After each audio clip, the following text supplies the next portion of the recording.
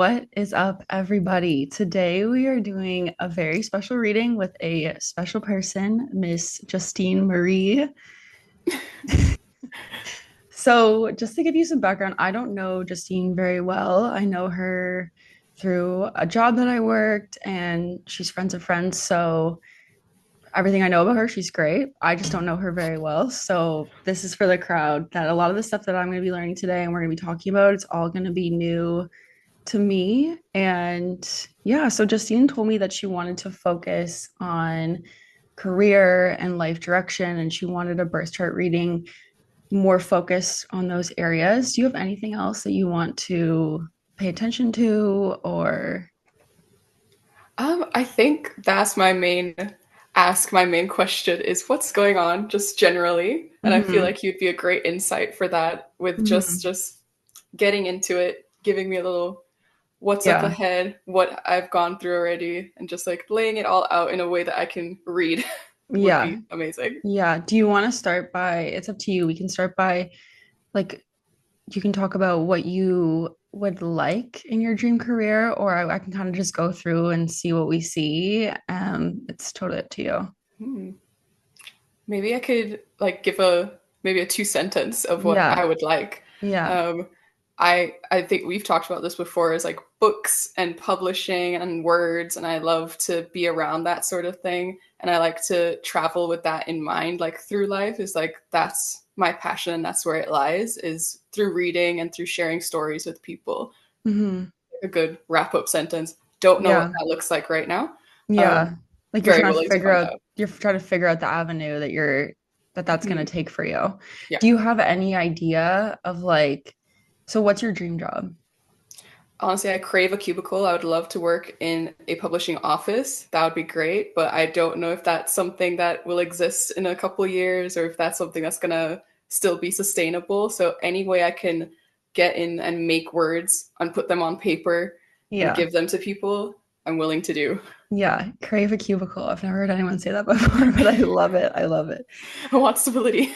Yes. So Justine's born on April 12th, 1998 in St. Andrew, Kingston, Jamaica. I had to go with Kingston because for whatever reason, it wouldn't let me go to St. Andrew. Yeah, that's fair. They're like the same place. Okay. Okay. That's good to know.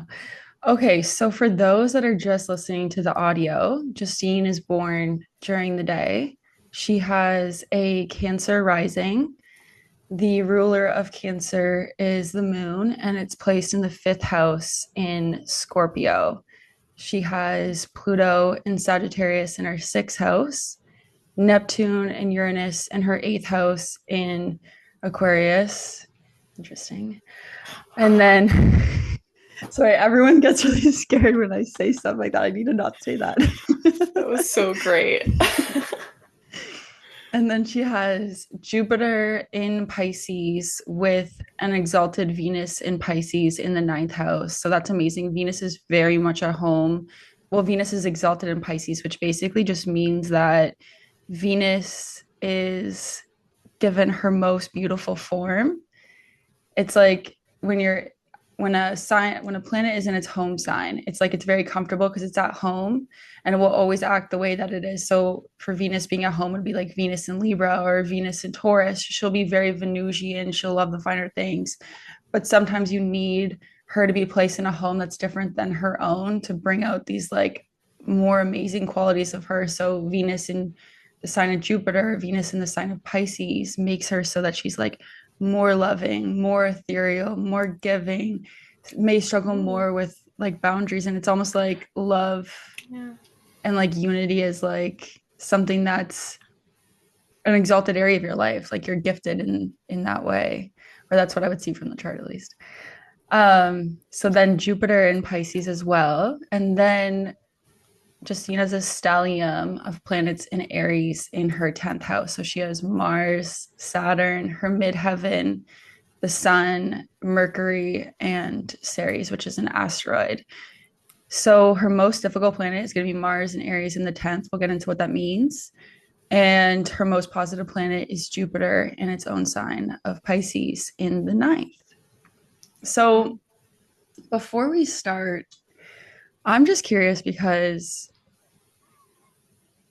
this might be a very difficult question to answer, but what do you think is what would you like to be the main themes of your life?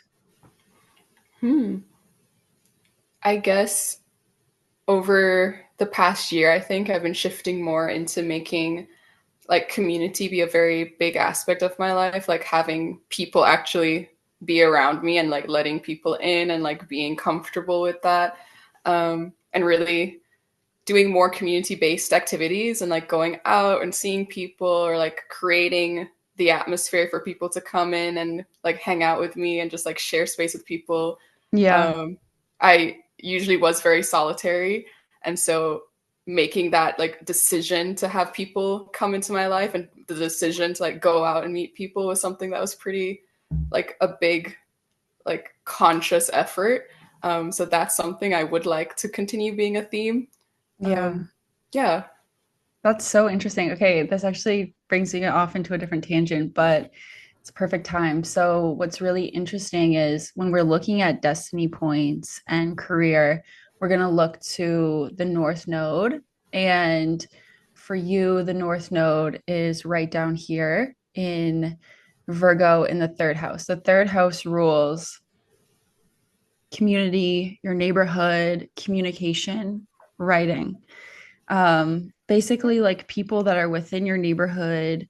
You see a lot of people who are very people who are advocates within their community. Like you see a lot of people have placements within the third house because they're very much connected to the people and the immediate surroundings around them. So that's really interesting that you bring that up right away.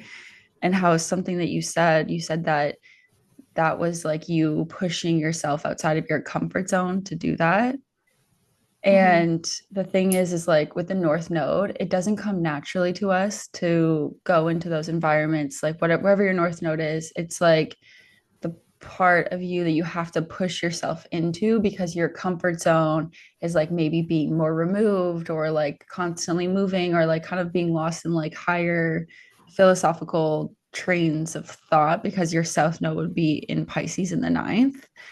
How do you feel about that? That was crazy. But yeah, that's like definitely where I would like to be more headed. Like I love like the small things I'm doing in the community I've created here. And I like being able to sustain that. And if I could do that through writing and reading and publishing, that would be like the best of everything for me. That would Yeah. really make me happy. Yeah. Okay. We have so much more to say about this. We'll get into it all. You have a Cancer rising. So the rising or the ascendant sign represents the body, the outer personality, the personality you project towards others. And in ancient astrology, your rising sign really is the only part of your chart that actually shows like who you are. And it also shows more about like your life and your life purpose as a whole. It's like the embodiment of your life. So for you as a Cancer rising, and anything you disagree with, let me know, or anything you want to add, like this is a two-way dialogue. So Cancer rising, you're ruled by the moon. So something that I would often associate with the moon, first thing first, is the moon is often associated with like being a queen. And if the sun is the king and the moon is the queen, and it's just so interesting because a lot of people, like let's say Meghan Markle, for example, she's a Cancer rising, and she's literally like a princess. Like it's Princess. crazy. Yes. And then so like let's say if we go into like physical attributes of a Cancer rising, like round face, round eyes, soft features. Yeah, exactly. Like you totally have Look that. like a Cancer rising. Yes, you do. So like some celebrity examples of a Cancer rising would be like Angelina Jolie, Meghan Markle, Adele, Kalani. Ooh. Yeah. So this is like a really good, I feel like, and they're all like queens in their own way, like queens of the realms that they're in. Like Adele is like, Yeah, you know, I agree. yeah. So there's something extremely magnetic about Cancer rising because you're ruled by the moon. So possessing like a lot of personal magnetism. And that doesn't necessarily, I find with people with heavy and dominant moon placements, like it doesn't mean that they're necessarily trying to be magnetic. It's just that like people are naturally drawn to them. And for you, that's like doubled up because you have your moon in Scorpio as well. So and Scorpio is known to be a sign that people are naturally drawn to. How do you feel about that? Do you notice that people are drawn to you? Yeah, I remember like in any customer facing job, like you'd expect like a retail job to be simple, like you have a product, so like I cash you out, simple. I just had to have an in-depth interaction with every customer, particularly Really? like when I worked at the art store.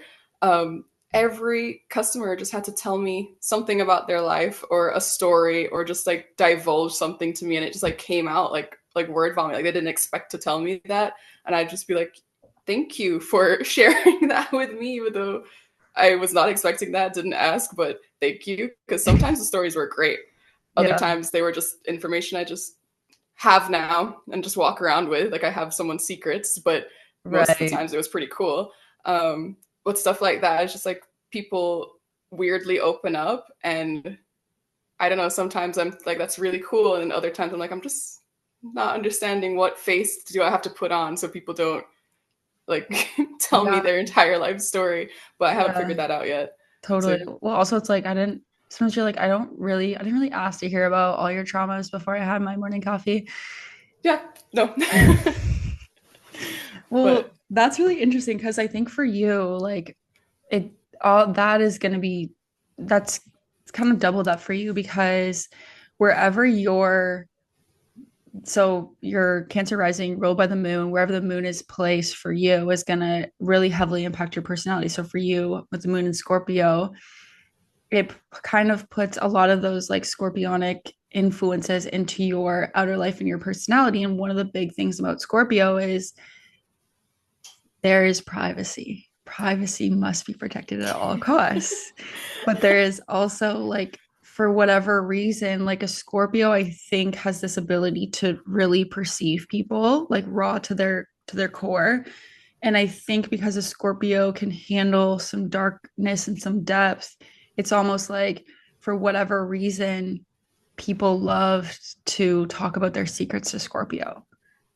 mhm, And that sounds like yeah, something you've kind of been.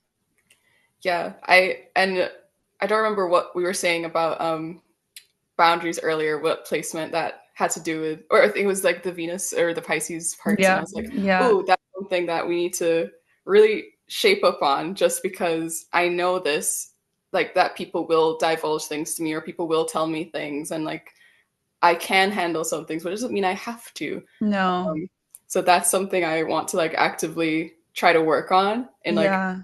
every aspect of my life, like work or love or relationships and stuff like that. Like, especially if I want to be more community facing and be more with people, it comes with having to balance like emotional, like maturity and well being as well as the boundaries of it. Um, Yeah. so it's interesting to know that I am predisposed, if you will, to needing to work on that.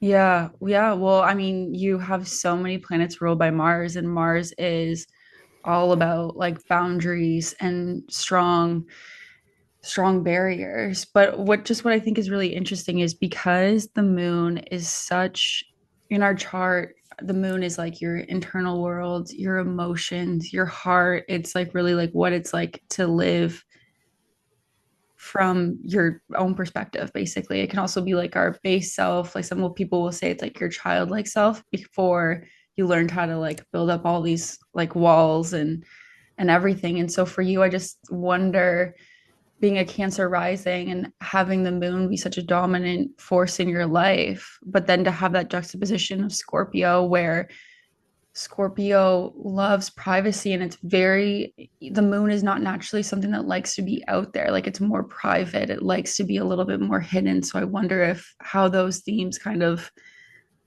work against each other. Mm-hmm. I think like examples that are coming to mind are just like when like my friends would sometimes get upset with me or like rightfully so like I would be going through something and they know it's hard or they know a little bit of it and then I just don't tell people things or I don't let them know or I tell them afterwards. I'm very notoriously known for that. Just like telling Mhm. people what has happened way after and they're just like, are you okay? Did you do that on your own? And like, yes. And now we're fine and we got over it. And now I'll tell you. I'm Yeah. working on that, trying to let people in as something is happening. but I am very private and I do like to keep Yeah. things to my chest, I guess, until I understand what's happening. So if I'm going through like a big emotional upheaval, Yeah. which I feel like goes with the moon because it's just like clockwork, there's always something.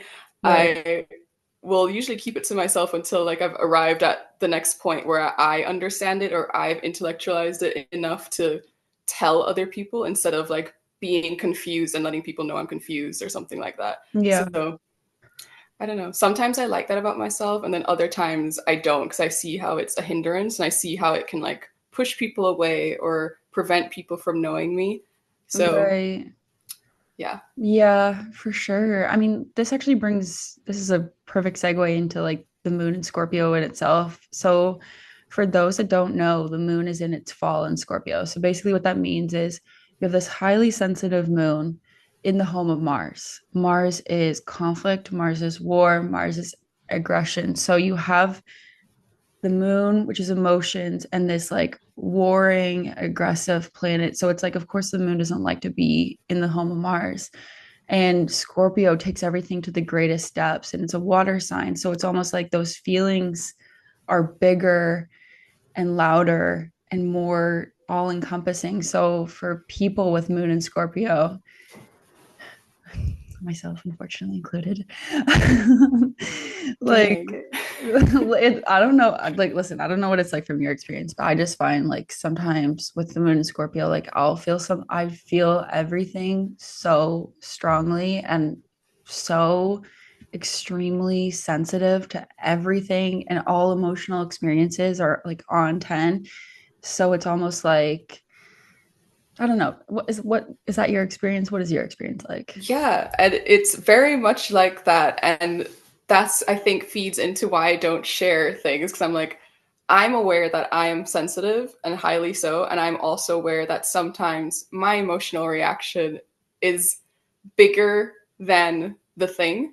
And Yeah. I'm aware of that. I still feel that way though. So I'm Yeah. not going to share or react or retaliate or like let it outside of myself because I know that it's over the top. So I don't want to like let people see that or Yeah. be harmed by it. But it's also like I don't really deal with the magnitude of it on my own very well either. So it's just like, Yeah. what do I do with all of this feeling when like you're double guessing like all the time. You're just like, do I deserve to feel all of these things because of this thing? And it's like it's not about that. And you just keep going back and forth in your head about like just one simple emotion. It's not just one thing. It's like links back to everything else, and then you're just going and going and going. Yeah. So Yeah. What do you do? Are you still figuring that out? I'm still figuring that out. I used to journal a lot, and Yeah. then I remember last year I just like lost my journal halfway through the year, and I don't know what I was doing because I was like, there's no journal. What do? I didn't buy a new one. I just was going through it and just like let it pass. I don't know. So Hmm. Yeah.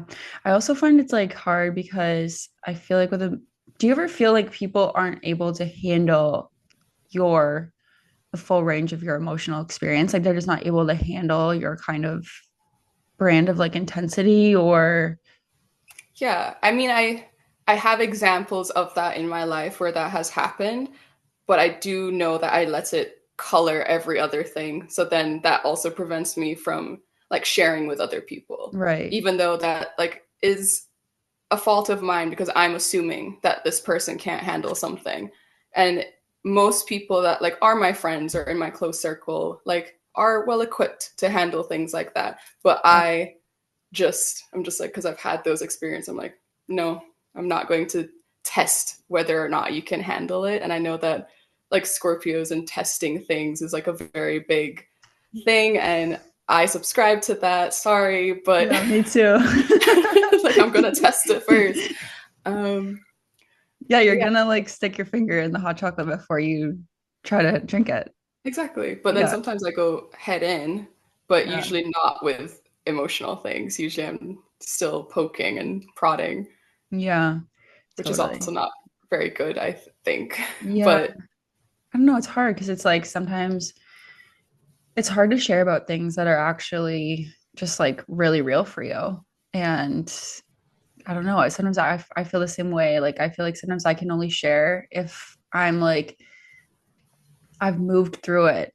Like like with lighter things, sure, but like with real heart deep things, like I need to get to a place where I'm moving through it before I can like tell someone else. Yeah, Yeah. I'm exactly the same, I think. Yeah. Yeah, it's tough. So you can answer, you can choose not to. It's totally up to you, whatever you feel comfortable with. But one thing, and I'll be curious because you are born during the day, so it just means that the moon, of course, it's still going to be important for you, like it's still your emotions, but it's going to be less dominant than that of someone born at night. So I know with Scorpio, like sometimes it can be with the moon in Scorpio can indicate like some very intense childhood experiences. Um, like I'm just gonna come on and say it, like sometimes it can indicate a lot of trauma. It can also indicate like because the moon is the mother, it's a relationship to your mom. So sometimes it can indicate like a really, really emotionally intense relationship with your mom.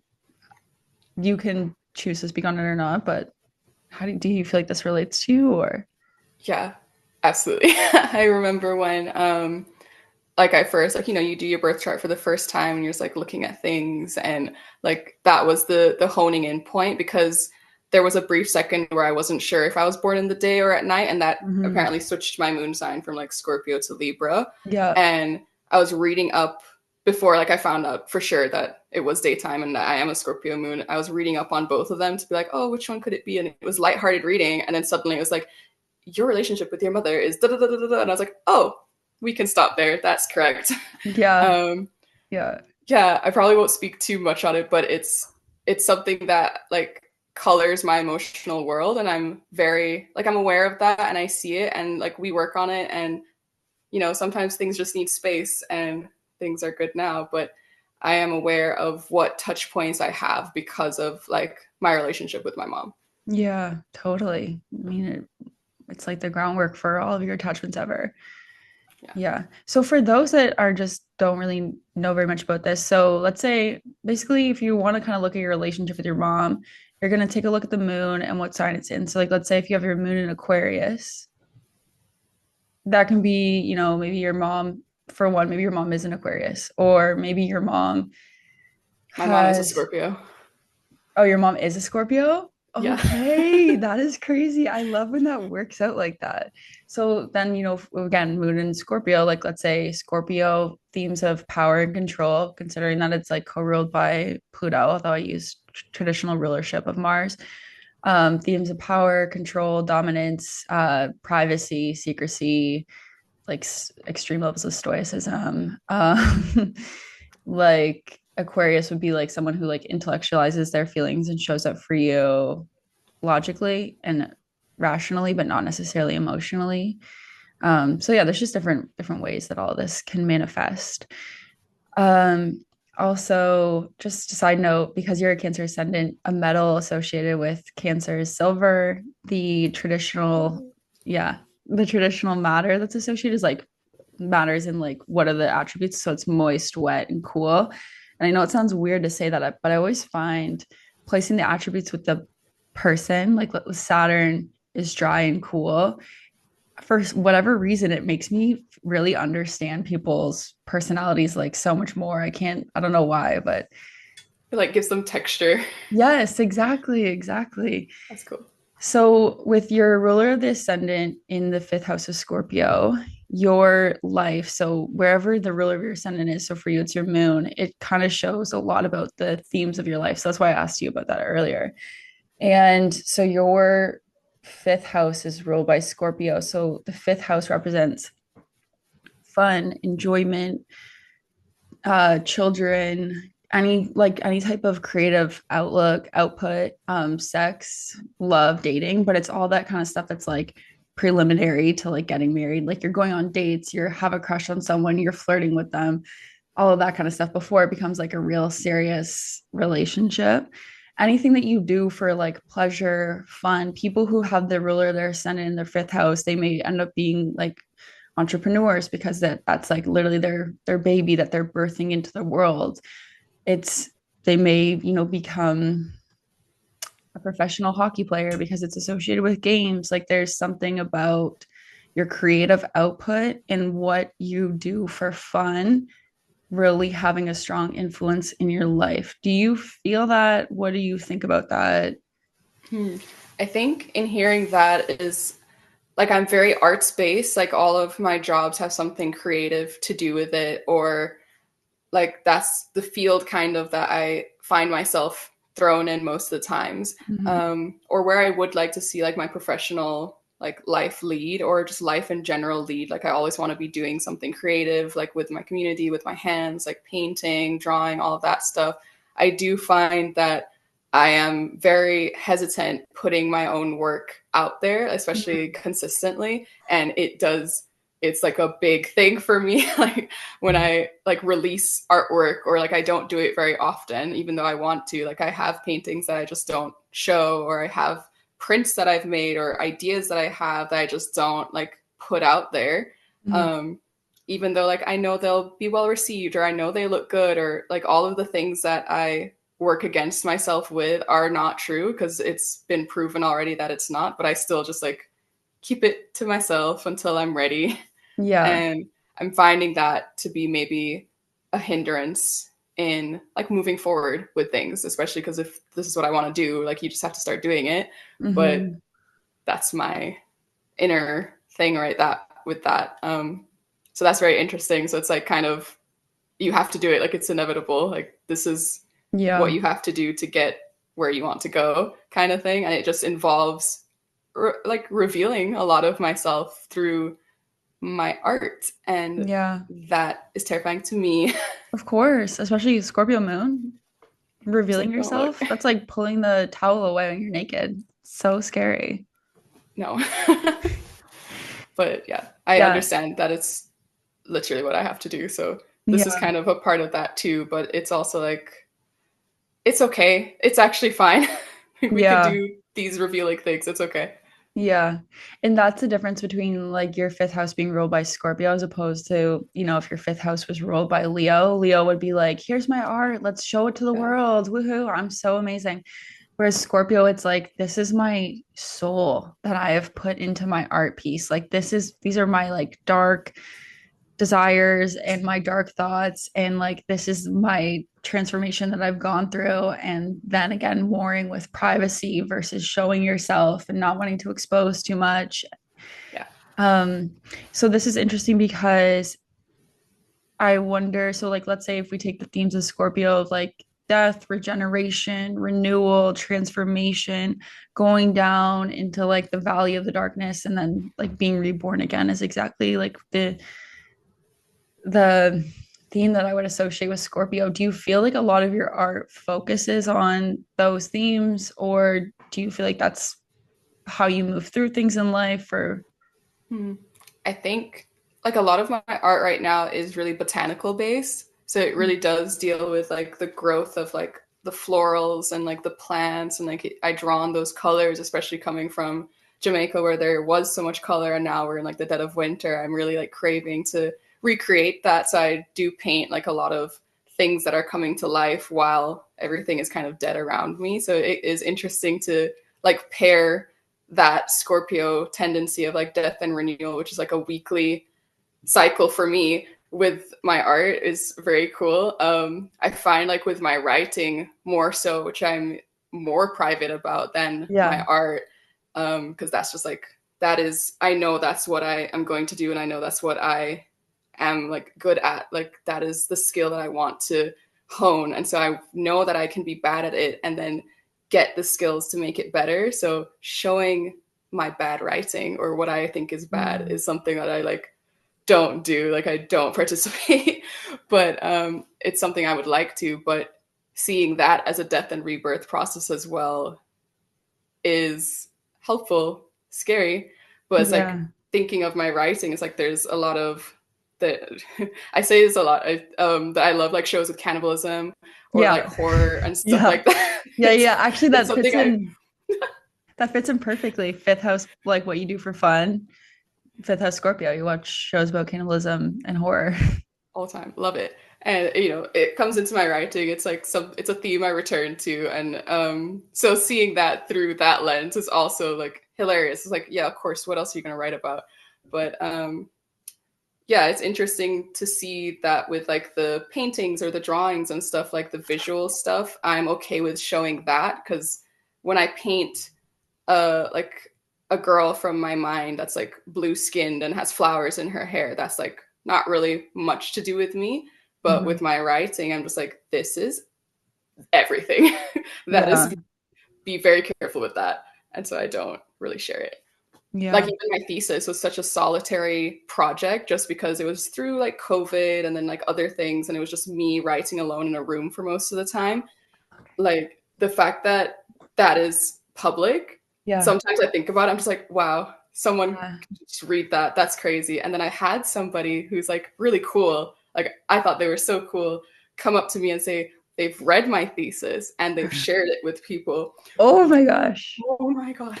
Did Why? your heart like, It like dropped and I was like, what did you think? We didn't even get to discuss it because it's like at like a art market. It was like a very quick interaction, but I held on to that. I was like, wow, that's so crazy.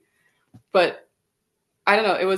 They thought it was super cool. Like they thought it was like a really like in-depth project, and they were giving me compliments. And the whole time I was just like, "You read it? Like I mhm. can't believe you read that."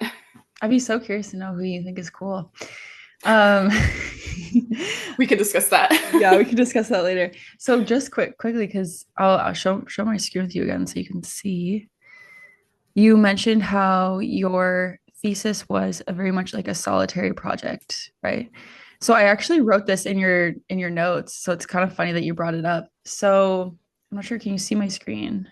Yes. Okay, so when we look to writing, communication, we're looking at first thing I'm going to look for is Mercury. Mercury's up here in your 10th house of career. So right away, we know that writing is a prominent part of your career, like attention to details. Then we're going to look to what other signs Mercury rules. Mercury rules Virgo and Gemini. So the third house is again communications, learning, writing. The 12th house is basically, okay, the 12th house represents a wide range of things, but it can be solitude, isolation, self-undoing, hospitals, prisons, all those places where you are basically forced into solitude. So one of the examples that I wrote connecting the third house of writing, the 10th house of career, and the 12th house of solitude would be like something like Barack Obama, who he went to like some distant island and like lived in a hut and then just like wrote his memoir for 3 months. And as I wrote, it's like basically about going into solitude to write and to create something that has to do with your Wow. career. That's crazy. That's cool. Yeah, that's so cool. Yeah. Wow. I know it's crazy. I love when people always like say stuff and then I'm like, yeah, it's in your chart. I can see it. I Yeah. love it. We're just telling on ourselves and you're just like, yes, I already knew. Yeah, exactly. Um, yeah, so I think let's move to your 10th house because you have this like you have so much happening in your 10th house. Let's say clearly it's a full house. It sounds like a lot going on. There's a lot going on, yeah. So for your 10th house is your career, your public persona, anything that changes the public's perception of you. So for that would be like getting married could be one because you went from like a single person to getting married, whatever your greater career aspirations are. And then it can also represent the parent that was the primary caregiver to you. So for a lot of people, not everyone, but for a lot of people, like their mom was their primary caregiver. So things that are in your 10th house can indicate like that relationship with her as well. You have a stellium of planets, so we see there's a lot going on there for sure. Okay, so we're gonna look at Justine's career. And for that, we're going to look at three main houses. So we're going to look at the second house, which rules finances, the sixth house, which rules everyday work, and the 10th house, which is your career, your public persona, etc. So when we go to Justine's second house, we see that her second house is ruled by Leo, which means that Second house is his finances, feelings of self-worth, and sometimes it can indicate like self-employment. So a second house ruled by Leo. Leo is creative. Leo is warm and I don't think I can say that. Magnanimous. Magnanimous? Yes, Magnanimous? that word. You know, it's just like warm. Like there's something about Leo that's so creative and warm that people are like naturally drawn to whatever it is. So what I was thinking is like your second house, basically like you make money through some form of self-expression. Mhm. And this is positive as well because when we want to look at like the health of Justine's finances throughout her life, we're going to look to where the sun is. The sun is in Aries. The sun is exalted in Aries. So that just means that the sun's in an incredibly favorable position, which means that even if you don't necessarily start out with a lot of money or you go through periods of your life with a lot of money, where the ruler of that house is placed and how it's situated, it shows that money will end up being quite positive for you. You may have moments of sudden endings, sudden cuttings, feeling like you're kind of working against a barrier because it's your sun's close to your Mars and your Saturn. Saturn is barriers, restrictions, but for you, it's always going to be like surpassable obstacles because you're born during the day. But Mhm. Mars can represent like cutting, severing, burning, um, anything that can be really quick. So, like, let's say if you had, if you ever got like fired from a job, that would be like a quick, very like Martian way of something being impacted. Or another way that I see this is like having Mars up there in the 10th house. Mars can represent like militant and authority. So it can be like also men just in general. So it can be like almost like coming up against like aggressive men in your workplace that are like in Mm. like power positions. Has any of this happened? How do I'm you? Yeah, I'm thinking of I like purposefully, like, of course, like speaking on the second topic first, like Mhm, with men in the workplace, like I have had the experience before of like coming up with like older men specifically in a workplace that like want me to do things a certain way that I know is not going to work. So mhm, it's just like a butting of heads. And since like that one experience that I can think of back home, I've kind of like created a space where I haven't had to work with many men. And I have realized now that when there are jobs that I apply for and I interview for and I come up against like a man like in the interview, I already know I'm like, this job's not for me. It's not going to happen. And I don't get the job. And really? I realized that like I've not had to work really closely with men in any job that I've had since. And I think that's like a necessary thing. Like I just, Oh, it's not really? happening. However, if that also transfers to like butting heads with like authority figures or people that Yes. are like over me in certain Yes. situations, I do for sure. Mhm, Um, but like, especially when I know a better way to do something, or I just know that like most of the problems are like they want to connect to like a younger audience or they want to connect with people, and I'm like, the way you're doing it is not going to connect with people. If you mhm, do it this way, it will connect with more people. And so if like I'm put up against someone that just doesn't want to change how they are in mm, to achieve this goal, then I get frustrated and then we're butting heads and then it's like back and forth emails. um, right. so usually I just try to find myself not in that position. So a lot of my jobs now are like very fluid, not a lot of male dominated spaces. I just don't find myself in those spaces anymore. Quite lucky. Um, there was something else. Oh, yes, like with job changing, I'm like a part time queen. I love having multiple jobs going. And anytime one of them ends, it is very quick. It's very like sudden, like funding was pulled or like sudden, like letting go or like stuff like that. And it's never like anything like drawn out and like too ugly, but it's always like very quick. And I usually just have to find another one and just go on. Right. Yeah. Is it like usually systems and structures that were once there, like all of a sudden are like pulled out? Like you said, funding being Yeah. one, Yeah. or like they companies suddenly let go of people because they didn't have enough money. Like, is that Yeah. usually what it is? Yeah. I've never been, I don't think, like fired. or like I've left and I've just had that happen a couple of times, like Hmm. funding, like systems, or like there was one time I left a place because it just wasn't a right fit. I just realized that, oh, it was kind of an authority thing too. I was like, you're asking a bit too much of me to care about this particular job, which is just like just a retail job. I was like, I Yeah. don't really care. So I Yeah. was like, I left. You're asking me to give the same amount of care as you are, and you actually own this place. I don't. Yeah. Um, You're actually benefiting financially from this place. and I'm not. Yeah. So it's like if I was in charge, then yes, I would care equally, but I'm not. Yeah. So I Yeah. kind of just like left that part. Yeah. Um, but yeah, so that's really interesting. But that even that leaving was super fast too. Hmm.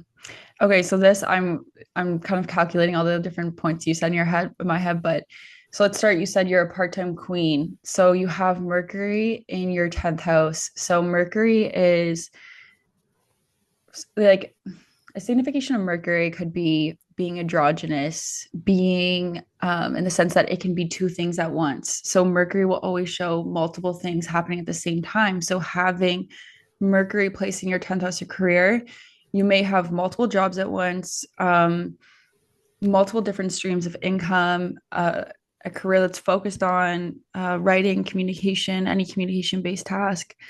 Also, I'm wondering too is like Mercury in Aries. Mercury's how you communicate, how you think, and Aries can be brash, can be bold. So I'm just curious, like, it sounds like what you're saying is like you'll speak up to the like authority figure and like Mhm. say like this is just simply not the way to be doing this. Do you feel like sometimes do you feel like you're do people ever complain about like your tone being like too direct or not knowing how to like has that have you ever come across anything like that or Yeah, or like yes, but I can recognize that a lot of the times I am like my first reaction is normally not the one I try to go with when communicating with people oh because I know you're able to like hold it back like that? sometimes, usually when I have someone next to me, if I bounce it off them and they kind of just like, oh, Justine, maybe, and then I'm like, okay, I'll put it down for a second and I'll come Yeah. back to it. But That's self-control. That's a Scorpio because Mercury and Aries would not be able to do that normally. no, because if it's in person, I'll say what I have to say. Yeah. But if it's like over text and I have time to like have my Yeah. first reaction and then soundboard and then come back, I will smooth the edges because I Yeah. know how it feels and I know how it comes across. However, I'm not going to say sorry for something I'm not sorry for, Yeah. but I have to find another way to give that sentiment without saying the word sorry. Yeah. But sometimes you just say it just to say it, just to like Yeah. Just say, smooth it over. yeah, because it sucks. Because it's like you just got to eat shit. And like that sucks. Yeah, but I don't like doing that and I'm not used to doing it No. either. No. But I know that you need to keep peace and like you need to do things like that, but it is Mm. hard. Um yeah, so yes, I have spoken up to like authority figures or like I will say that I don't agree with this mostly Hmm. or it's mostly like giving the suggestion of doing something else a different way where Hmm. I find like I you know, we're not on the same page and sometimes that leads to like conflict or a lot of the times too it's like if I have like a say a remote position or something it's like my time is my time so it's like I carve out time for things and I don't like when things cross over so Yeah. it's like this is my work time this is my me time I don't like it when the two meet Yeah. Good. and so yeah. And then again, we have that thought of boundaries again. Like Aries ruled by Mars, learning how to have boundaries. It's actually funny, like so with your 10th house ruled by Mars and your fifth house ruled by Mars as well. So it's like learning how to have boundaries between your work time and your private and personal time. Also, again, showing something that you do for fun, becoming a way that you make income or, something that you do for your career. One thing I wanted to point out before I forgot was we talked about how it was like if you got fired, it would, or like let go, it would be because of systems and structures.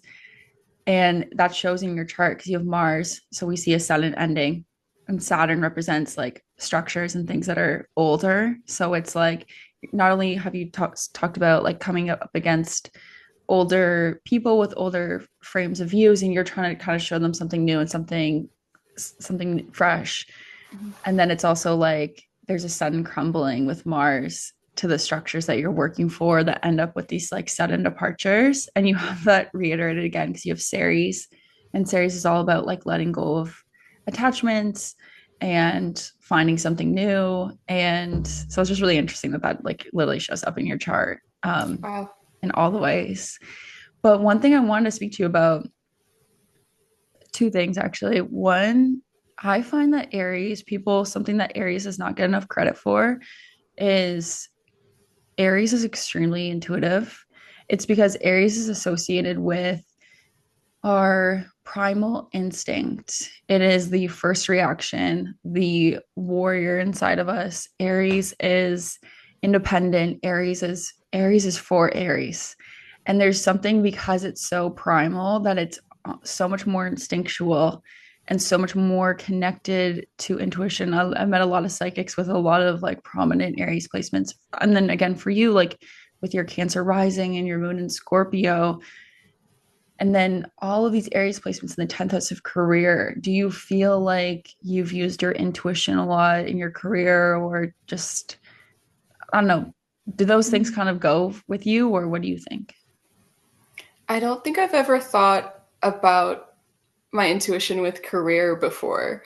It is something I'm aware of in like my life. Like there are Mm, like instances where friends will come back and be like, "You did say this," or I will tell them I did tell you, or stuff like that.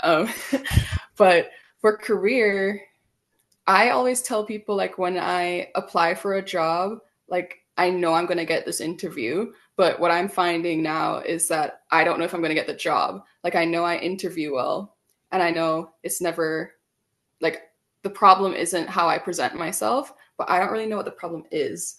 So hmm that's something that my intuition's not helping me with. But it's like I hmm know when I'm going to get an interview, I know when I'm a good fit for a place, I know what I can bring, and I know what places I should try to apply for. Like there are certain jobs I just won't, or certain avenues that I'm just like, that's not for me. And I just don't think about it. I just go ahead and just follow whatever Yeah. that is. But I haven't really thought about it further. Like I haven't thought about how my intuition helps me further Yeah. But in you career. you you do notice you have like a really strong intuition. I do. I will say that I do. I don't really listen to it often. Like with people, I always give people a chance because I don't. But that's something I'm going to start because I saw like a tweet or something like, "Don't question your intuition, just keep going." Yeah. And so now I'm going to just start doing that because sometimes I will feel something and then I'm just like, "Oh, but what if I'm wrong?" Yeah. Or And that's that like let Venus me in give people a Pisces. chance. Yeah. She's messing me up. Yeah. She's like, that's the opposites. It's like Venus and Pisces and Jupiter and Pisces.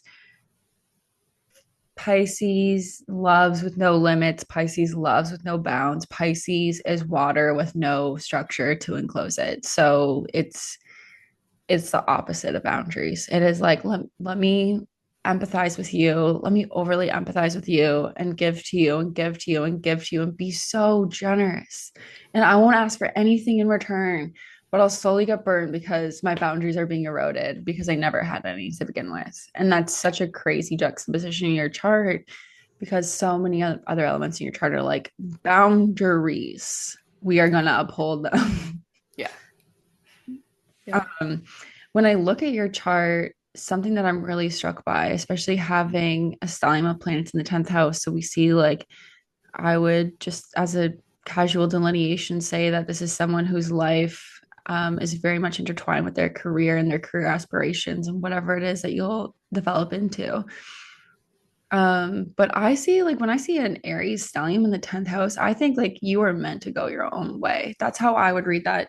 It's up to you, and you can tell me later down the years if that works out for you. But Aries is so independent, and you have Mars in Aries. So it's like Mars is a leader, and you have everything that you need within you to succeed. Because even though Mars is going to be your most challenging planet in your house of career, we see that, okay, there might be some challenges in the area of career, and it may be an area that doesn't necessarily come easily for you. But having Mars in its own sign, basically giving the energy that it needs next to Saturn. So Mars is like Mars is like, I'm going to sprint there because I have all the energy to do it, and I have all the gumption to do it, and I have all the bravery to do it. But Saturn's like, okay, but you're going to put in the practice every single day to make sure that you learn how to sprint really well. And this isn't a sprint, this is a marathon. And it's basically giving all that Martian energy, the container and the structure that it needs to succeed. And then when we take those themes and then we can turn it into like, this is someone who has the ability to be a leader and to be, especially Aries is a cardinal sign, so it's a leader, someone who's able to have the initial thought and then have other people work out the everything else for them. So I don't know, I would just say, like, have you ever thought about, if these publishing houses don't work out, or if you ever thought about just striking out on your own and creating something? Yeah, like I think it's that hesitancy of like having like a private self, because I feel like, yeah, I could go on TikTok and I could talk about books, or I could do this. And I've had like videos, like I had one go viral and I had another, like, things get a couple thousand views and stuff like that. And I just stopped immediately. I was like, nope, there's people. I can't do that now. Yeah. Um, but it's something I know I have to get over, because I think it's that hesitancy of the private self and putting it in the public, but it's also like, as you said with Saturn, creating a container for me to do this by having the skills. I feel like I don't have the skills yet. Like I'd love like a mentor, or I'd maybe go back to school is something I've been toying in. Is like I want to be able to be so equipped that even though I'm scared to be in like the public, like putting it out there, I will know that I have the skills to do it correctly or do it well. And that's also like a perfectionist kind of thing. It's like I don't have the skills to do it as well as I want yet, so I'm not going to do it at all, which is not correct, and Mhm. I need to get over that. But I know Yeah. that is a main factor of how I feel. It's like if I'm not going to do it to the standard that I want, I'm probably Yeah. not going to do it at all. Yeah. And But I think that's a really hard part with having so many, like a stellium in your 10th house. So obviously that just seems like there's a huge emotional importance placed on this career. And then having a moon in Scorpio, Scorpio is extremely there's a perfectionist side to Scorpio, because Scorpio's like, if I'm gonna do it, let me do it amazingly.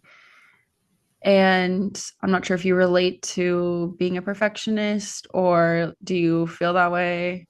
yes. Okay. This is also really interesting because I feel like it's bringing back that third and ninth node axis. So, or ninth house axis. So your south node is in the ninth house. Your north node is in the third house.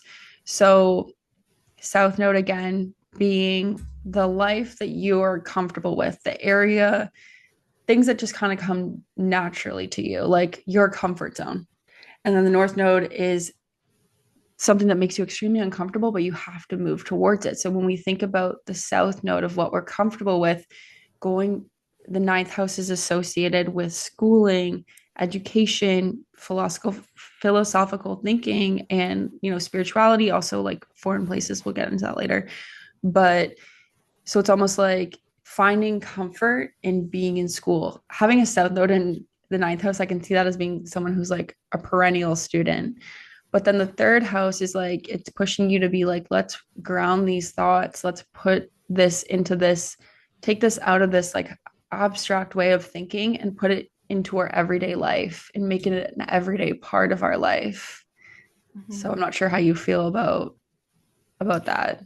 Yeah, I like that you said like taking it out of something, because that's like a big part of like my thesis overall, or like the work that I want to do, is like taking the concepts that I learned like in like the ivory tower of academia and like actually utilizing them in the world. Like yes, I do want to learn the skills of like a traditional publishing house, but I don't want to be like part of the big like conglomerate of publishing books. Like I want to be able to publish books by like marginalized authors specifically, or like I want to Mm-hmm. be able to publish community poetry anthologies, like stuff like that. Like I want to be able to do that, but I want to have the skills to do it well, or to do it in a style that's like more than just a community zine or something like that. It's very specific, but Yeah. um yeah, I want it to have the same quality or the same allure as something that you would have to like pay tooth and nail for, or you have to like achieve certain things to get into the room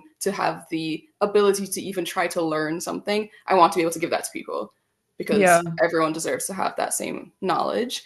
Um, so I just want to, I think, yes, I am comfortable learning. Like I am comfortable in the classroom. Like I know how to excel and like, you know, that whole like academic, like you want that academic,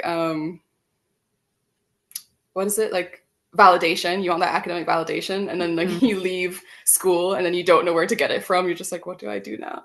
Um, it's kind of, it's very much that I think I feel with things as well. But ultimately it's like I want to be able to take what I've learned and like share it with people, or use what I've learned to create vehicles of sharing with people.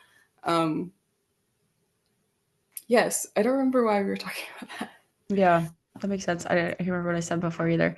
But there also, I'm sorry if you can hear this. There's like a sound in the background. Um, but what's really interesting is when we look at your sixth house is your everyday work. It's ruled by Sagittarius. Sagittarius is all about expansive thinking, higher learning, literally like I associate Sagittarius with like becoming extremely interested in philosophical concepts and learning something and learning so much of it. And for you, your Sagittarius also rules your ninth house of overseas travel. So there's a lot about literally your work moving you to a foreign land. And when I say foreign land, I just mean any country that's different than the one that you were born in.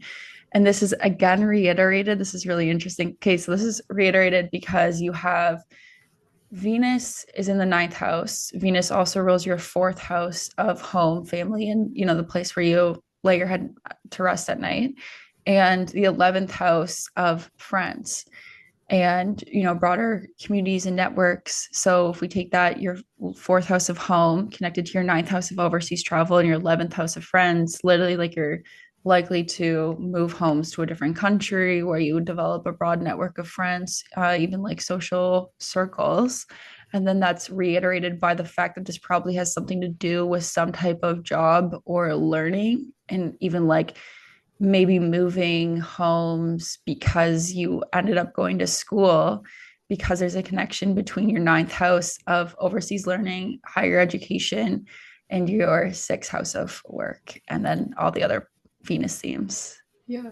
Wonder how I got here in Canada from Jamaica, because it was literally for school. Like I was literally writing my thesis. So that's also crazy. It's fun to hear like the experiences I've already had as well, and Yeah. like also looking forward to having again, like just like written out nicely. And that's Yeah. like, wish I knew that that was happening before, and I probably could have known that, but now you're just like telling me. I'm just like, that's so Yeah, cool. it's very interesting, right? And it's like interesting because it's like exactly what you said, things that have already happened, but like maybe things that are going to happen. And I think you mentioned this like way back at the beginning, but you said, you can correct me if I'm wrong, but you said that kind of like just recently you're starting to get more involved in community and broader like networks of people. Did that happen when you moved from Jamaica, or like can you define like was there a specific starting point for that? I think there was like when I initially moved here, I didn't have many friends and I didn't really go out to make them. Like I just was here on campus and I wasn't even on campus that often. And like I had my classmates and that was my whole circle was that. And then that did not really end well. And then I realized it's like I have to go out and make friends. Like I'm coming from a place where I knew the same people for over 10 years. Like most of my friends I've known as like little children. Mm-hmm. And it's a blessing to have that, like to be able to grow up with people or like know that someone has known me when I was like 12 years old with braces. That's like great to like have someone like that in my life still to this day. And I'm lucky that I have groups of people like that. But it's also like when I was at home, I didn't get to go out much. Like I lived far, my parents were strict. So it's like all of those formative experiences happened like without me for the most part. Mm-hmm. And then when I came up here, I was like, oh, I don't really know how to make friends like really well. And so I had to go out and do that. And I had to make that be a decision. Like I wasn't going to Like there was a period I was like, I'm not going to say no. I'm going to go to these group activities. I'm going to go do things or like go to the bar or go to this. Yeah. And then slowly it was like, no, I'm going to go to these people's houses and I'm going to go participate in a group activity. And it's like, that was a big shift for me because like going out, I can always leave. But Yeah. like going to someone's house is like, yeah, you can leave. But it's like, no, now you're more socially entrenched. And it started off small. It was like going out places with my coworker or being like best friends with my coworkers or like moving from just like seeing people in specific places to like seeing someone every day. Yeah. And I remember there was a period of time, like when I was meeting new people, I would make like not really a conscious effort, but it was an effort to see them. Like if I met someone like January 25th, I was going to see them every day until like February 1st. Like I was going Wow. to make an effort to like make our lives like match or like see if they match. Like, do we like the same things? Are we going to the same places? What do you like? I was just curious about people because I Yeah. realized like I have to be. And I am. I'm naturally curious about people, but now it's like letting people in to my world as well. And Yeah. so that was like a fun thing that's like recently happened like over the last like 2 years and Yeah. even more so like last year especially and then like this year as well. It's like a focus that I still have maintained is like keeping my community, like strengthening my community, like really just like getting into the people of it all, which is what I never used to do. Hmm. So that's really exciting. Yeah, I feel like so much of what you just said, especially like you said community twice, like it just again reiterates that North Node and the third house of community. Also, it's because you've mentioned that like getting out into the community with people that are like around you in your physical area and making friends with these types of people. And then you even mentioned like with your career, like you'd love to have do like publishing for people in marginalized communities and like kind of working with the community that you're already working with now, right? Like, and it's just so interesting how that's kind of intertwined. What do you think about that? It's like it is interesting getting to like have vocabulary for it from what like you're seeing in my chart, which is like so interesting and cool. Is like you're able to pull like all of these words and these like things that I like feel but don't know how to really express Yeah. as like succinctly for myself, but like I will just like keep talking and talking and it will come out Yeah. eventually. But I like that it is so intertwined. I like knowing that now because I think it will be easier to move forward knowing that this is exactly what I am supposed to do. Yeah. Like it is shown already in my life. It is shown in what I'm doing around me now. So it does make sense to like, yes, it is very emotionally like investing. Like I have to put effort into it. I have to be out in the public. I have to let people see me. But Yeah. I It's not know all of comfortable. those things. And even though it's not comfortable, all of those things will have me achieve, like as you're saying, like the community aspect of work, of the work I Mhm. want to do. I will achieve all those things if I just like, let the uncomfortable feelings like move through them. Um, so that's like just really interesting and exciting to hear because it's like, okay, it won't be for nothing. Like it will be Yes. to achieve like the exact goal that I want. And then hearing even the goal being so reflective in all other aspects of my life, like not just the career, but like just my life in general, and having it be in the things that have already happened. And so looking forward to it happening again is really cool. And yeah, it's just like it is exciting to hear. It is very interesting to hear as well, but it's Yeah. like it's exciting to me. Yeah. Also good for you for pushing yourself out of your comfort zone. That is not an easy thing to do. So good for you. This is crazy. I was sitting on this one while you're talking about how in your childhood you said that your parents were very strict and you were like more isolated and kind of like left out of more of those events within your community. I'm not sure if I'm like paraphrasing that correctly. Yeah. But so again, your 10th house being parents, specifically your mom. And then we see there's a connection to the third house of community, the 12th house of isolation. So literally being isolated from your community because of your parents and their desire to like hold on to Wow. you. Yeah. Yeah. Okay. Yeah. Yeah. It's crazy. It's crazy. It's really crazy. Yeah. Yeah. That's pretty wild. That's very well. I'll be thinking about that one. Yeah. Also, like it's good because one thing is like if you ever want to get anything done, you have clues to how to get it done in your birth chart. Like just literally like Mercury, if we take the signification of Mercury in writing, well, the best way for you to get like an important career thing done that has to do with writing would be to go into isolation and to like sequester yourself for a little bit, Hmm. which it sounds like you've already benefited from doing that.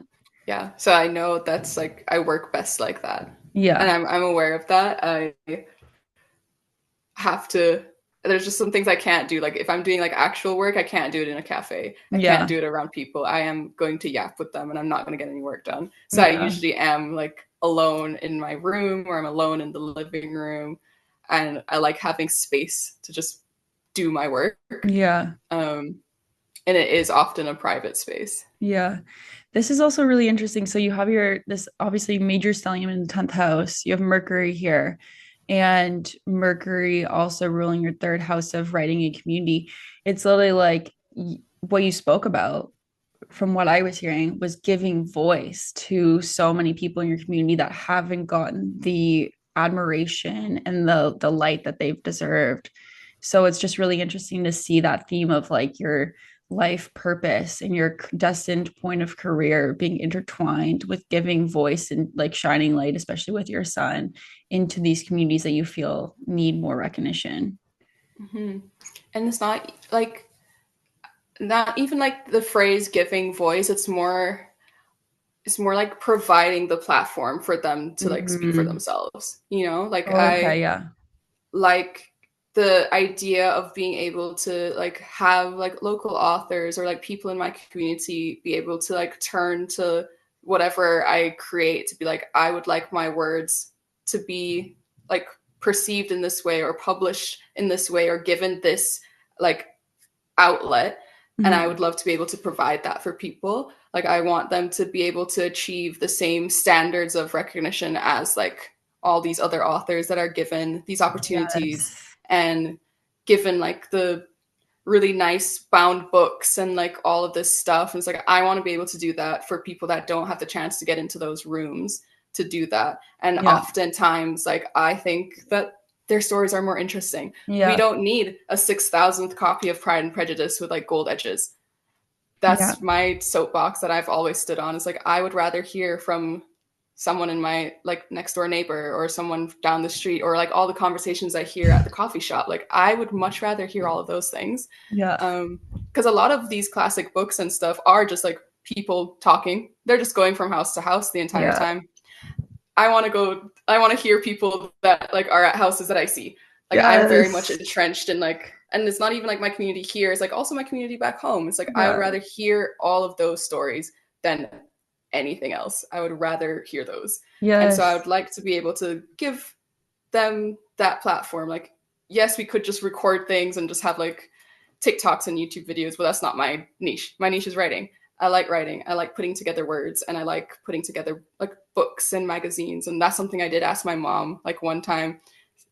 Was it you? I don't remember. I think it was a conversation at the bar. Like, I think it was you that asked me, is like, what like childhood thing like relates to something I do now or something like that. And I was like, I don't know. Mm. Oh I'd yeah, yeah, have yeah. to go ask my mom.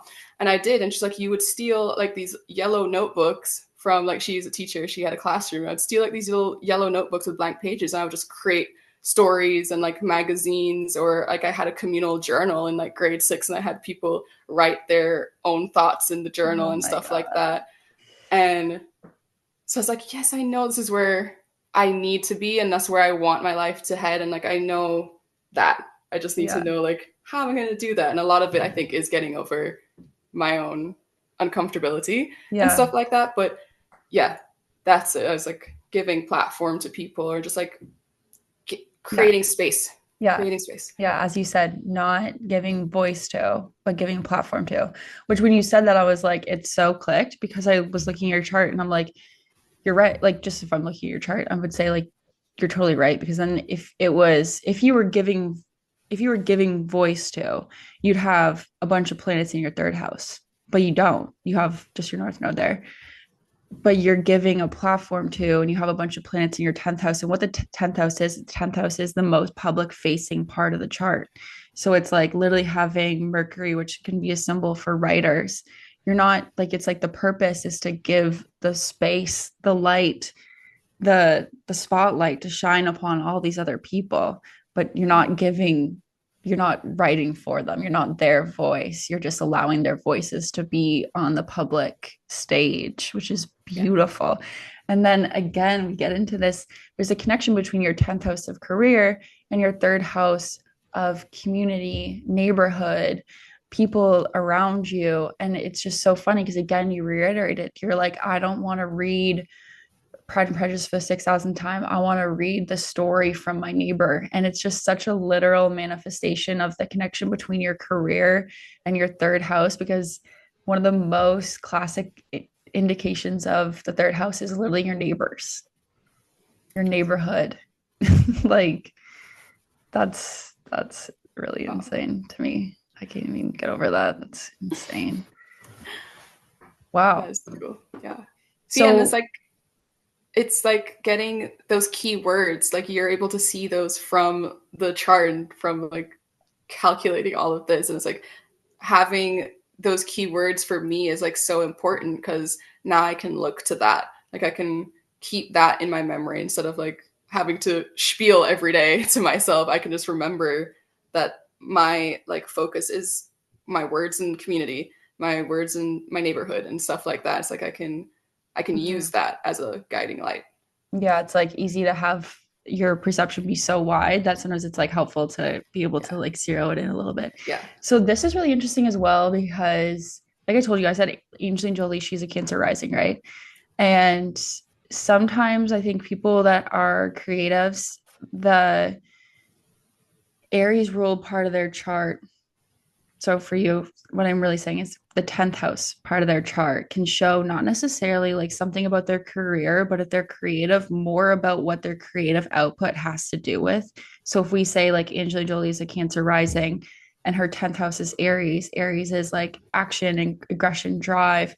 You know, she's known for doing like action movies and like Lara Croft and Tomb Raider and, you know, all of those types of things. So it's just interesting. I wonder um if the stories that you're putting on the platform will have to do with a lot of those like Mars ruled themes of like war and aggression and athleticism, or I'm not sure if have you noticed anything like that that you've Hmm. I guess, well, speaking of like creative output, like my creative output is pretty like low because I keep hesitating and I keep things to myself. But so I'm not really putting much out there. And I think that's the problem is that I'm not going to be able to find what my thorough line of themes are if I don't produce work. And so Mhm. that's the circle I have in my head all the time. But I think like with the work that I would like to do, like speaking like with marginalized people and with folks and communities that are experiencing like aggression towards them, I Mhm. think that could be where that comes in because like yeah, like the world is getting or has always been in a lot of places has always been crazy in how it decides who is like human enough and who isn't. And having, I think, archives are very important. Having archives of the people that are about to be erased or they are trying very hard to erase them, I think is of utmost importance. And like from my background, like there's a lot of stuff that is not archived or is not recorded in written history. And so I Oh, think that fighting back against that is also like could be a Martian thing is like yes. that is how I feel about that. It is like a war, it is a fight, like having to fight against like what people decide gets to be written down Yeah. in story or in books or like just like bring it back to like what I want to do with my career, like stuff like that. It's like that is the fight in itself. It's like there's a reason why like neighborhood stories aren't published or there's a reason why like the publishing industry that I'm so passionate about back home is like kind of like dry, non-existent now. Mhm. Um, so stuff like that, I think that is probably more where that Martian energy will go. Like Yeah, like once I start producing. you're like putting in your own fight. Yeah. Yeah. It's really interesting too about how you brought up history and like stories that have been lost because with Saturn there, Saturn's associated with anything that's old and time. So it's interesting that it's almost sounds like you want to put a stamp in history of these stories that deserve to be told, need to be told, and that should not be lost and like Mm-hmm. to the winner or whatever of the system that we live in. Um, what is interesting too is with Saturn being in your 10th house, it shows that, like I said, that there's some difficulties, but that you will be able to surpass them. Like, I think I personally have so much faith in you and your career and just, I mean, if you as a person, of course, but also just based on your chart, I think you're definitely able to get where you're going. But it's interesting that it kind of seems like Saturn representing limitations and things that were delays, things that we're kind of like pushing up against, but trying to push against a barrier that we don't want to be there anymore. So it's just interesting that you're about to enter your Saturn return in April. So for those that don't know, your Saturn return is when Saturn returns to the place where it was when you were born. So Justine has Saturn in Aries. So from April it will go back into Pisces for a brief period, but then for the next 3 years, it's going to be in Aries. So these themes of career, where you start is not going to be where you end, and I honestly I was looking at your chart and I feel like at the end of the 3 years, there may be a sudden something that will happen that's very Martian and that will propel you into a new path, but where you start is not where you're going to end. And that is really interesting and just something to remember. And then we also have these connections between your seventh house of marriage partnerships, those like serious relationships. Saturn rules your seventh house. It also rules your eighth house of death, inheritance, intimacy, other people's money, occult, like taboo topics. Sometimes it can also represent, I find the eighth house, if you have like generational patterns of thought that your parents and grandparents have passed on down to you, that can be the place where we go to remove them because we're like, this is not like these generational patterns are not working for us anymore. Like the eighth house is your innermost part, and that's why it's associated with like death and sex, because it's like the sex that is transformative. It's not the fun fifth house type sex where you're just like hooking up with someone. It's like, this is me, these are all of my darkest parts, like, are you here with me and are Mm-hmm. we going to like merge?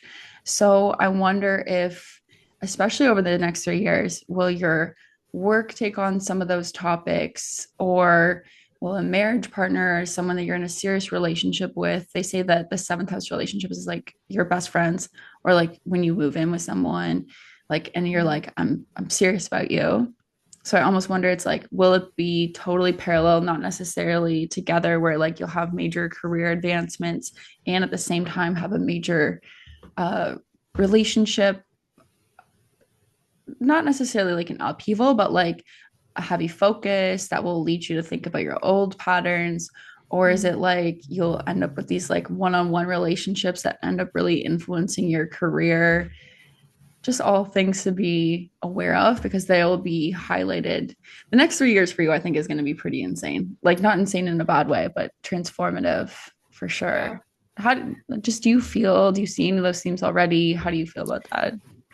Yeah, I'm like reflecting on like things I've said to do with, because I've always had like those two focuses in my life. Just like I've always been like career or work focused, like whatever that was in my life at the time. Like for most of my life, it's just been school, but I was very focused on that. And then it was either I was very focused on that, never had anything to do with relationships at all, or I was very focused on that and like things were happening here at the same time and they Yeah. did very much were like they related in a lot of ways, or like I met someone through work or I met someone through school or like Oh, stuff like yeah. that, like things like that were always happening. And then like I would get like updates from like this like astrology app, like, and it would be always about love and romance. And I remember I'd remark to my friends all the time, when is it going to tell me something about my career? I don't care about this love stuff. Like, where's my career update? And that's all I Stellium in the ever 10th wanted. house. That's all I ever wanted. And so it's really funny. It's like sometimes I'm like, will my relationship come to the detriment of my work, or is my work going to overshadow my relationships? Like, I'm very invested in my projects, will that make me not be invested in a person? Mm. And stuff like that. I'm like wondering about all those parallels, and I'm like also seeing how in like past things they've always intertwined, or like in past things like how like my career or my work drive kind of dwindled because I was in like something else with somebody. And it's like I see how they're paired, I just don't see how they work together yet, but I can Right. see how like they were seesawing a bit. And Yeah. I feel like they will be connected. I just don't really know how. Mm. To Yeah. be continued. We don't know. The next 3 years we'll see.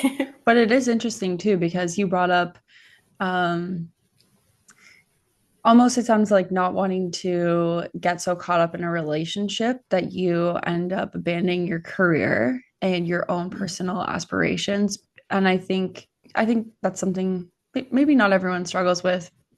I definitely relate to it, but I think that's definitely indicative of having your 10th house of career ruled by Aries. And like, there's a reason why Aries is opposite to Libra. Libra is the sign of marriage and partnership, and Aries is the sign of the self. And sometimes people can say with Aries, like, people can be self involved or self focused. And I don't think there's anything necessarily wrong with that. And so it's like, it's so heavily independent that it fears losing control to the other and like giving in its own aspirations. So I think that's just, I'll be interested to see how that evolves for you throughout your career, and like if you'll still be like saying the same things or Yeah, me too. I'm very, because it's something I've noticed throughout my life. It's like, and because like I have like been solo for most of my life, so Mhm. like that is where I'm comfortable, like going back to like getting out of like my comfort zone and making active choices to not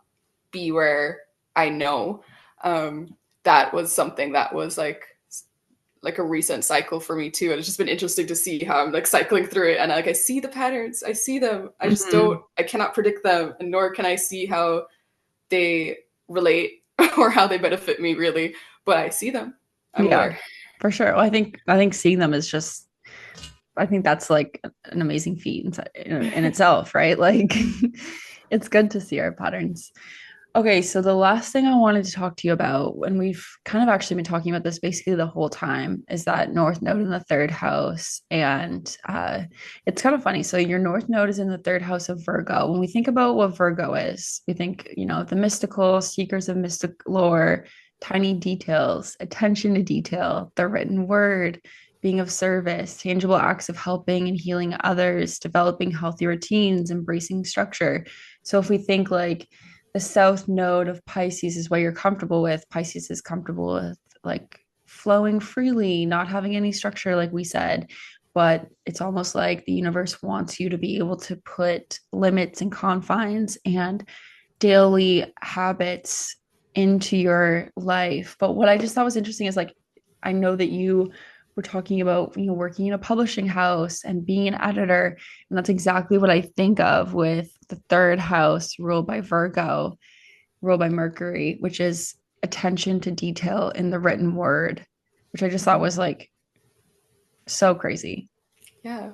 I find that interesting as well because like with what you're have been like talking about those like a lot of what I think is like moving forward is like pushing me to be like strike out on my own or to do things independently. But I remember like because you pointed out, it's like I said the phrase I crave a cubicle, and I'm wondering if like what you said, like how I start is not how I'm gonna finish. It's like if I do like get into that world or in that industry and I'm doing it with the intention of learning skills, Mhm. but will it be so like constricting and will it be so like against what I believe in or what I want to do that it will like force me out or I will strike out on my own after that? Yeah. Because I don't know, that's just how I feel like the story is going. But I am interested to see how that plays out, because like in my life there's a lot, like I lean into gray spaces a lot. Like I want to be a very structured person. I love to have my lists. I like to be organized. I find I fail a lot of the times in maintaining that. So I Yeah. do like having structure sometimes like placed upon me. So I have to work within it. Hmm. Um, but I guess like in hearing that, maybe it is more like an ushering me not so gently to create my own structure and actually Yeah. stick to it and be like kind of disciplined, To which is create your own something, cubicle. create my own cubicle exactly. Yeah. But I am not a very disciplined person, and I think that's something Yeah. I do want to work on. Well, that's the thing, right? Like Pisces, it's like, oh, we don't need a plan. We'll just love everyone. We don't, there's just, we'll just go with the flow. It's water. But Virgo's like, no, no, no, we need a plan. And we need to have these like four daily goals we're going to do every single day because this is what's going to get us to success. And it's attention to detail, attention to the small things. Whereas like Pisces is like, well, let's look at the bigger picture here. Yeah. And that's again like the third and ninth house axes. But what's interesting is so for the next, we just started a new eclipse cycle. So eclipses signify major endings, major beginnings. So for you, the eclipse cycle is going between Pisces and Virgo. Well, it's between that for everyone. And for you, that's your third and ninth house. So my prediction for like the next few years. So we had our first Pisces lunar eclipse in September, and we'll have the last one in 2027, and it'll bounce across the Pisces and Virgo axis of your chart.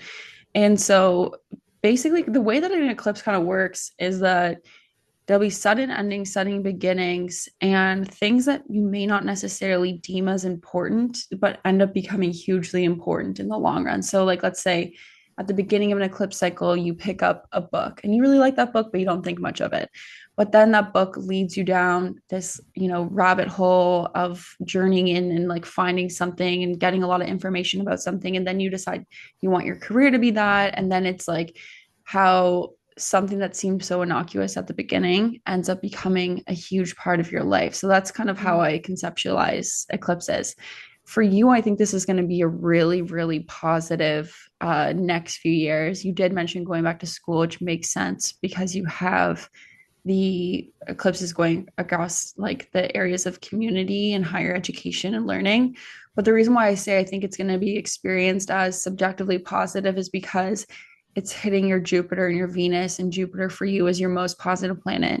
Venus is also going to be positive for you. It's just like a little bit less positive than Jupiter. So also seeing that because Venus signifies relationships, it can be, you'll see major endings and major beginnings in the areas of relationships and like in the areas of things that you find beauty in, the art that you create, anything that is like experienced as some sort of form of luxury or enjoyment. Then we have the ninth house, like changes in your philosophies towards life, like your spiritual concepts. And we see that over the next few years, like you finding your purpose in life and like aligning yourself to your true north, sorry, is going to be major because, you have your north node in Virgo. So how I would read that is like major endings and major beginnings that are going to kind of put you on your path or like move you along your path. I am excited for that. I love to hear that there's change occurring because I Yeah. hate being stagnant, and I've been feeling a little bit stuck in mostly like the career and work like sphere of my life, and I Yeah. would like to put more movement into that, put more of like all the things that we discussed, that like I know that's what I want to do. I know that's where like my life is going to lead, but I want to put effort into making it go there myself instead of having like Saturn push me along. I would like Yeah. to like put more thought and more like work into making it happen, which I haven't been doing. I think especially over like the last year is like I finished my thesis, I think maybe 2 years ago now or something like that, maybe a year and a little bit. And then I haven't really like pushed forward Yeah. in like that regard, like kind of since. So it's like I've been waiting for another big project. Like that's not just like my entire life, like an actual project. So it's kind of exciting to see that like something is gonna come up that's going to like give me that impetus. Like I just want that to sink my teeth into again. Yeah. And it's also like, yes, I have to provide that for myself. Like I have to give myself that structure to create something Hmm. and then not be scared to put it out there. Yeah. Yeah.